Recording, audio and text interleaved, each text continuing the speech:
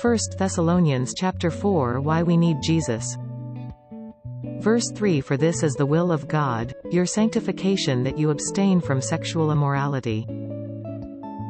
Verse 5 Not in the passion of lust like the Gentiles who do not know God. Verse 9 Now concerning brotherly love you have no need for anyone to write to you, for you yourselves have been taught by God to love one another. Paul was comforted and proud of the Thessalonian believers. They kept their faith during trials and became an example to all believers in Macedonia and Achaia. How proud and happy must Paul have been to see the seeds of the gospel. He had tirelessly sown bear fruit and become an example to many believers? As an evangelist, could there be anything more joyful?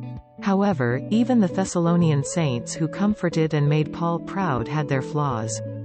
They followed lustful desires and engaged in immoral acts, like the idolatrous practices of the pagan temple. They were doing what many of the pagans they were living with were doing. These pagans were their neighbors, friends, and relatives.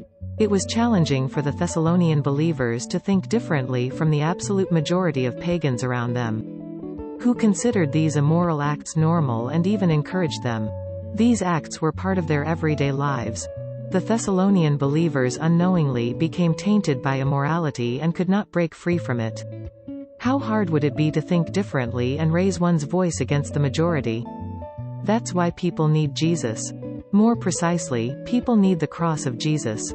Humans are susceptible to being unknowingly and gradually tainted by sin and may find themselves in situations where they cannot even contemplate their actions. Many people do not think about their actions and follow the crowd. Moreover, they cannot say that they are wrong because too many people are doing the same thing. They do not know how significant their sin is and that God is displeased with their actions. The commendable Thessalonian saints were also human. They were inevitably flawed humans. No matter how righteous their actions were and how they served as examples to many people, they were still human. They had their flaws and could not become entirely righteous on their own. That's why they needed Jesus and the cross. Lord, thank you for saving us by nailing your precious Son to the cross.